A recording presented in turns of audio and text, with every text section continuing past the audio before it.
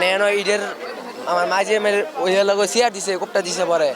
আমি এনো ঈদের লারো আমি ভাবছি শয়তানি করতেছে বলা হয় তেরা আর আমি তো কইতে আইতাছি আস্তে আস্তে আইতাছি আলাদি হ্যাঁ বার হয় যে সন্ত্রাস হ্যাঁ এনো বার হয়ে গেছে আইতাছে আমি কই ভাই কি হয়েছে হ্যাঁ কয় ভাই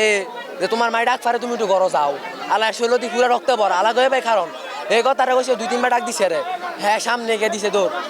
আলা পরে সামনে তো একটু দৌড়ে হেরে ধরছি পরে আমার স্বাস্থ্য পাইছে সোহান ভাই হেরে ধরছে আমার লগে থাকিয়া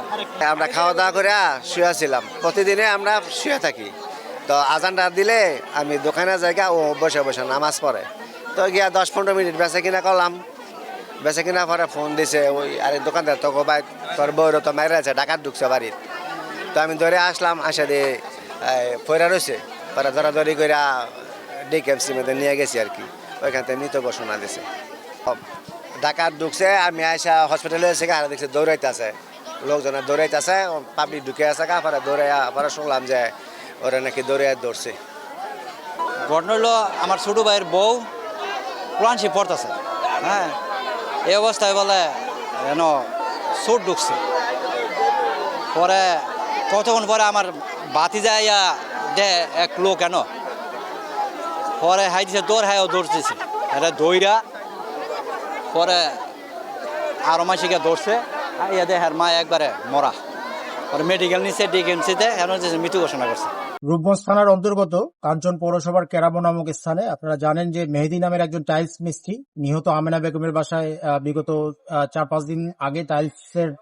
কাজ সম্পন্ন করে আজকে সে কাজ সম্পন্ন হওয়ার পরেও আজকে সে চুরি করার উদ্দেশ্যে প্রাথমিকভাবে আমরা জানতে পেরেছি আমেনা বেগমের বাসায় যায়। তো আমেনা বেগম বিষয়টি বুঝতে পেরে তাকে চুরির কার্যে বাধা দেয় এবং এই বাধা দেওয়ার এক পর্যায়ে আমেনা বেগমের সাথে এই মেহেদির ধস্তাধস্তি হয় এবং মেহেদি হাতের কাছে থাকা একটি ছুরি দিয়ে আমেনা বেগমকে ছুরিকাঘাত করেন গলায় এবং এই ছুরিকাঘাতের ফলে আমেনা বেগম নিস্তেজ হয়ে পড়েন এবং চিল্লাচিল্লি করেন। তার এই চিল্লাচিল্লিতে আশেপাশের লোকজন এসে ওখানে জড়ো হয় এবং মেহেদিকে ধৃত করে এবং আমেনা বেগমকে চিকিৎসার জন্য একটি স্থানীয় বেসরকারি হাসপাতালে পাঠানো হয়। পরবর্তীতে যখন আমেনা বেগমের মৃত্যুর খবরটি এলাকায় আসে মেহেদি যেহেতু জনগণের হাতে ধৃত ছিল জনগণ উত্তেজিত হয়ে গণপিটুনি দিয়ে তাকে